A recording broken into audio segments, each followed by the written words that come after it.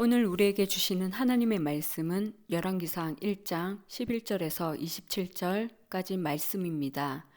우리말 성경으로 읽겠습니다. 나단이 솔로몬의 어머니 밧세바에게 말하여 이르되 핫겟의 아들 아도니아가 왕이 되었음을 듣지 못하였나이까. 우리 주 다윗은 알지 못하시나이다. 이제 내게 당신의 생명과 당신의 아들 솔로몬의 생명을 구할 계책을 말하도록 허락하소서.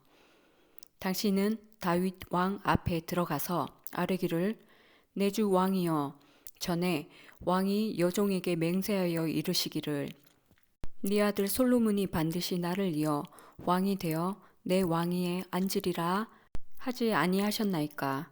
그런데 아도니아가 무슨 이유로 왕이 되었나이까 하소서.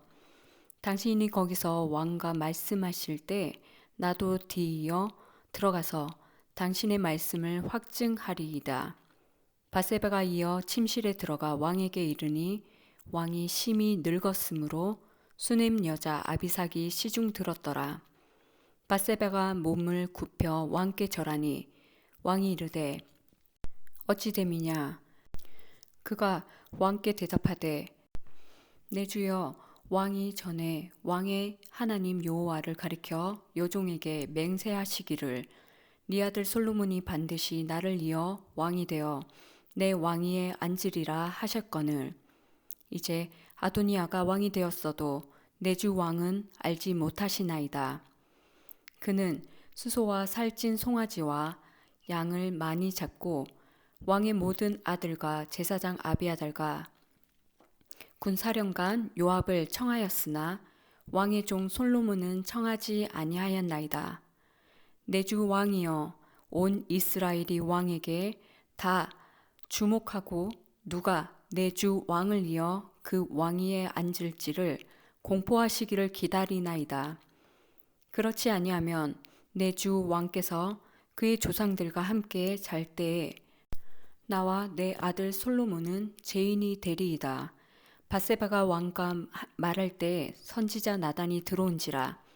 어떤 사람이 왕께 말하여 이르되 선지자 나단이 여기 있나이다 하니 그가 왕 앞에 들어와서 얼굴을 땅에 대고 왕께 절하고 이르되 내 주 왕께서 이르시기를 아도니아가 나를 이어 왕이 되어 내 왕위에 앉으리라 하셨나이까. 그가 오늘 내려가서 수소와 살찐 송아지와 양을 많이 잡고 왕의 모든 아들과 군사령관들과 제사장 아비아달을 청하였는데 그들이 아도니아 앞에서 먹고 마시며 아도니아 왕은 만세수를 하옵소서 하였나이다. 그러나 왕의 종 나와 제사장 사독과 요야다의 아들 브나야와 왕의 종 솔로몬은 청하지 아니하였사오니 이것이 내 주 왕께서 정하신 일이니까. 그런데 왕께서 내 주 왕을 이어 그 왕위에 앉을 자를 종에게 알게 하지 아니하셨나이다. 방금 읽은 내용을 요약하면 다음과 같습니다. 선지자 나단이 밧세바에게 찾아가 아도니아가 자신을 왕으로 선포했음을 알리는데 다윗 왕은 이 사실을 모르고 있다고 말합니다. 나단은 밧세바에게 다윗 왕에게 나아가서 왕이 이미 솔로몬을 후계자로 지명했음을 상기시키라고 조언합니다. 또한 나단은 밧세바가 왕으로 말하는 동안 자신도 다윗 왕에게 나아가서 밧세바를 돕겠다고 말합니다. 이 말을 듣고 밧세바는 다윗에게 나아가서 다윗이 하나님 앞에서 맹세했던 것처럼 솔로몬이 왕이 되어야 한다고 호소합니다. 하지만 아도니아가 스스로 왕이 되려고 함을 알리고 자신과 솔로몬이 위험에 처할 수 있다고 말합니다. 이때 나단 선지자도 다윗 왕에게 들어와서 아도니아가 왕위를 차지하기 위해 왕자들과 주요 인사들을 초청하여 잔치를 벌였으나 솔로몬과 자신은 초대하지 않았다고 보고합니다. 이 모든 일이 다윗의 뜻인지를 묻습니다.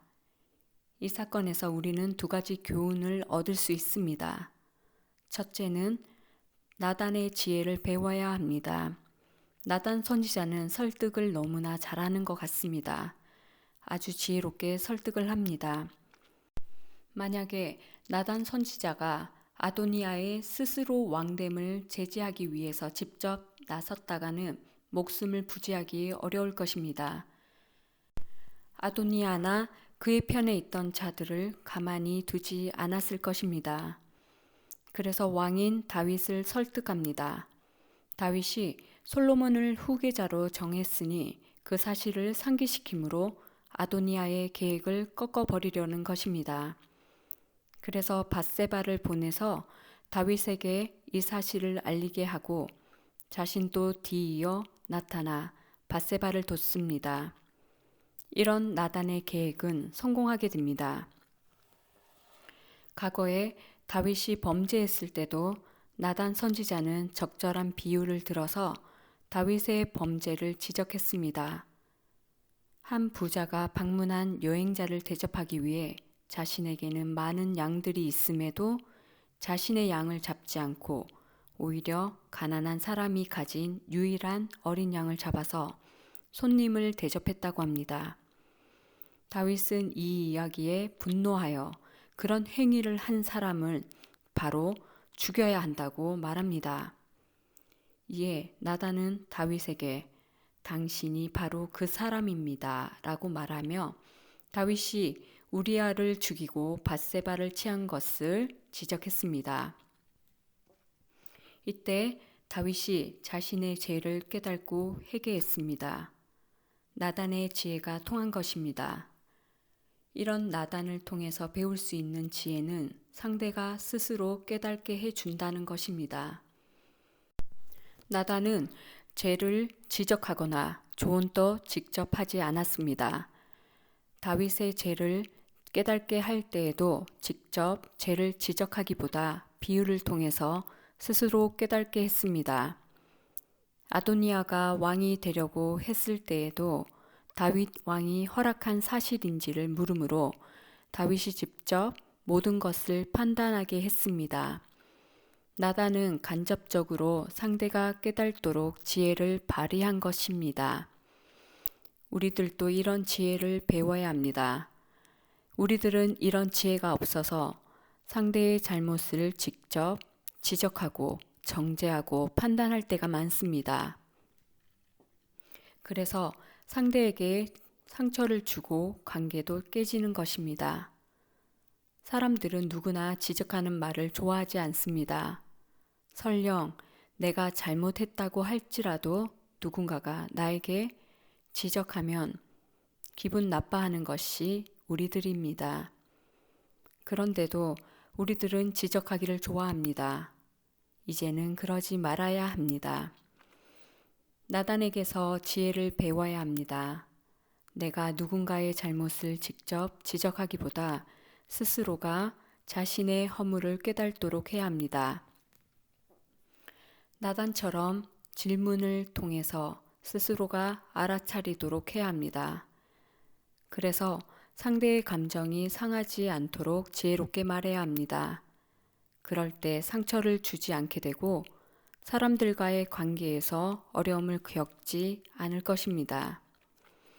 두 번째 교훈은 인간의 계획은 하나님의 뜻을 이길 수 없다는 것입니다. 다윗의 후계자는 솔로몬입니다. 이것은 하나님께서 정하신 것입니다. 그런데 아도니아는 자신의 서열과 힘 있는 자들의 도움으로 스스로 왕이 되려고 했습니다. 이것은 하나님에 대한 월권이고 교만입니다. 그래서 실패할 수밖에 없는 것입니다.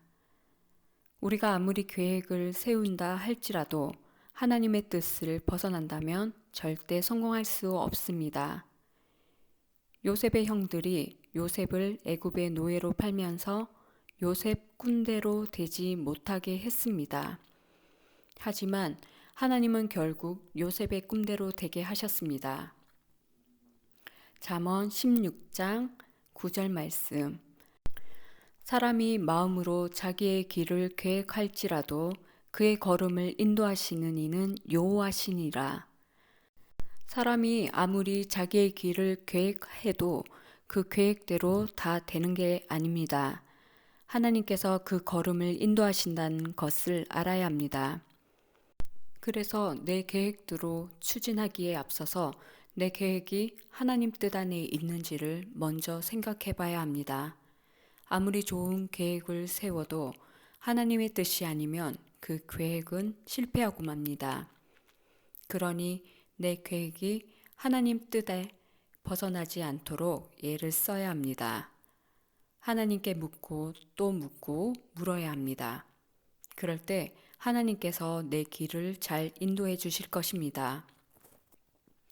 오늘 사건에서 배운 두 가지 교훈을 명심해야 합니다.